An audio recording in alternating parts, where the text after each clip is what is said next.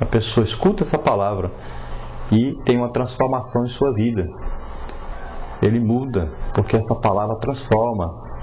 Ela tem vida, porque o Espírito Santo pega essa palavra e é o Espírito unido à palavra de Deus vai de encontro às pessoas e provoca nelas o desejo de se arrependerem de seus pecados, de começarem uma vida nova, o desejo de conhecer a Deus, e elas são imediatamente transformadas em novas criaturas. Então ajude Deus a fazer essa grande obra. Coopere nesta grande obra de fazer a Bíblia chegar a todos os povos. Então vamos ver aí dentro da nossa primeira parte a transmissão da Bíblia. A Bíblia é formada então por 66 livros e ela contém aí livros de história, profecias, orientação para uma vida devotada, né? E a Bíblia é a mensagem de Deus para o seu povo. Então, de Moisés até o apóstolo Paulo, Deus inspirou homens para registrar as suas palavras a fim de transmiti-las a outras pessoas. É uma ferramenta para entendimento da vontade de Deus para nossas vidas e uma revelação especial de Deus. Então a Bíblia é uma revelação especial de Deus para nós. Ela explica como Ele é, como espera que nos comportemos e também as consequências de aceitarmos ou rejeitarmos sua mensagem. Ele é o livro mais traduzido no mundo. Ele proclama a obra amorosa e redentora de Deus para os homens que não conhecem Jesus Cristo ainda. Este livro, a Bíblia, tem tocado milhares de corações com suas promessas de esperança. A Bíblia revela quem Deus é, o que Cristo fez por nós e como devemos viver para refletir sua maravilhosa obra em cada um de nós. A coleção de escritos considerados pela Igreja cristã como inspirados por Deus, a palavra vem de biblos, né? Então a Bíblia é de origem grega e essa palavra, né? E quer dizer então livrinhos. E a Bíblia tem 66 livros e os divide em duas partes. É dividido em Antigo Testamento com 39 livros e Novo Testamento com 27 livros. O Antigo Testamento foi escrito em hebraico e tem algumas pequenas partes dos trechos escritos em aramaico, da época que Israel estava no cativeiro babilônico. E o Novo Testamento foi escrito em grego.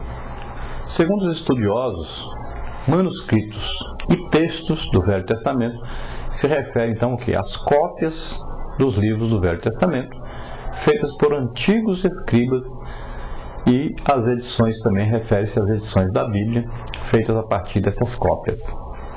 Esses manuscritos antigos são os usados para se descobrir o texto original da Bíblia. O que a Bíblia dizia originalmente, então, são revelados aí nesses escritos, né?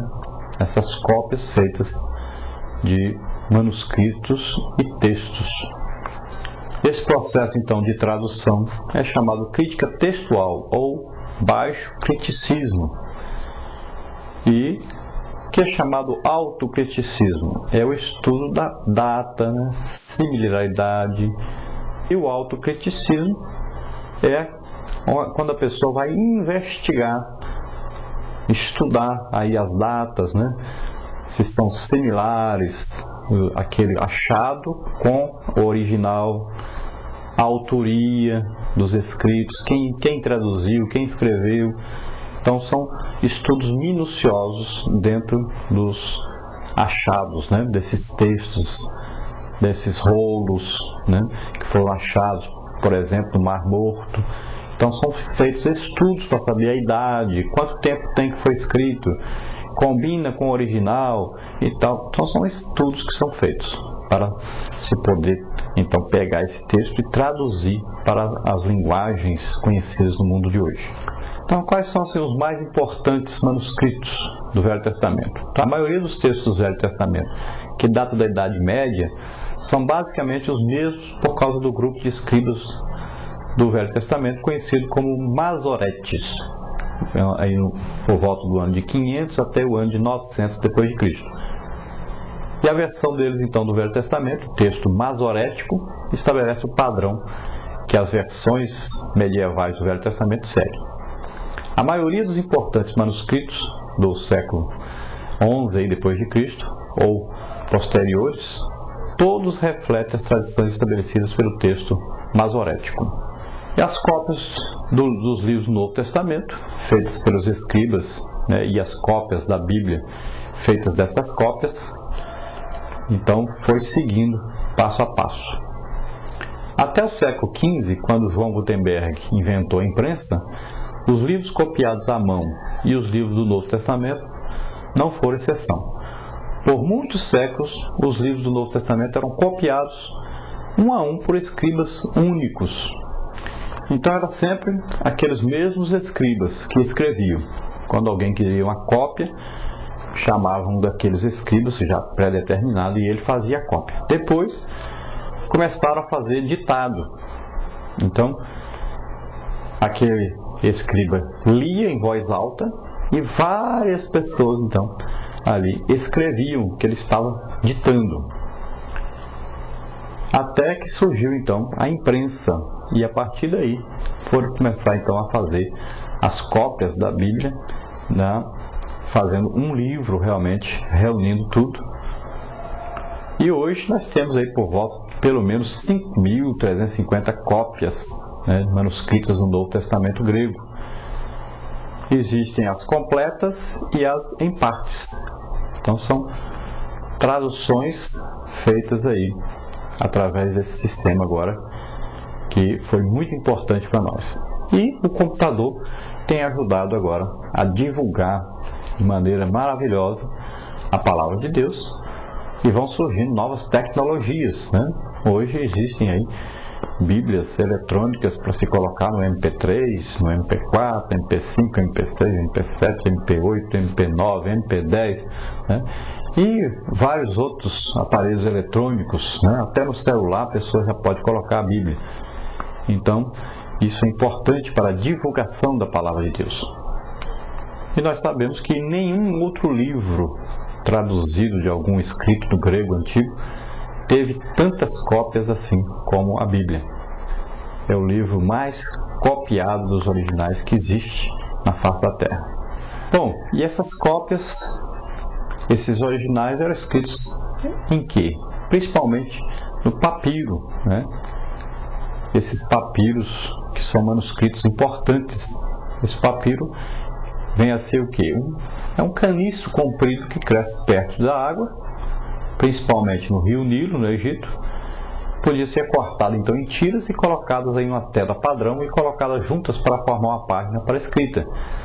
Os gregos começaram a usar e colar juntas, né, uma parte com a outra aí, a partir aí de mais ou menos 900 anos antes de Cristo. E mais tarde os romanos também usaram. Entretanto, os rolos de papiros mais antigos datam do século aí 4 mais ou menos antes de Cristo. E o papiro tem um problema sério, ele apodrece, né? Apodrece facilmente. Sua durabilidade aí depende de um clima bem seco. Então, por vivermos uma época agora de grande desenvolvimento tecnológico, principalmente na área da imprensa, nós temos dificuldades em perceber quanto era difícil reproduzir os livros bíblicos à época em que foram escritos. Cada cópia tinha que ser feita lenta e laboriosamente, à mão. Tudo era feito à mão, bem devagarinho, né? Foi inevitável que muitos livros antigos se perdessem, o que em grande parte aí explica aí o desaparecimento dos manuscritos originais da Bíblia, devido exatamente a isso, devido ao material ser perecível e também porque se fazia cópia muito lentamente. Imagine, por exemplo, um escriba que ele tinha que orar muito antes de começar a ler. Quando ele encontrava a palavra Deus, ele tinha que colocar não a palavra Deus, porque era proibido pela lei, ele tinha que substituir. E assim, ele tinha que desenhar cada letra com muito respeito, muito temor. Era uma coisa tremenda isso. E ele demorava muito realmente a fazer cópia. E como a Bíblia eram vários livros, vários rolos, Então tinha que pegar cada rolo e traduzir cada rolo. E a pessoa comprava então e falava assim: eu quero um rolo aí do livro tal. E alguns livros tinham vários rolos para se fazer um livro só. Então, por exemplo, o profeta Isaías, a pessoa não conseguia comprar um rolo só com todo o livro do profeta Isaías, comprava vários rolos já com o livro de Isaías. Então isso produzia uma imensidão de volume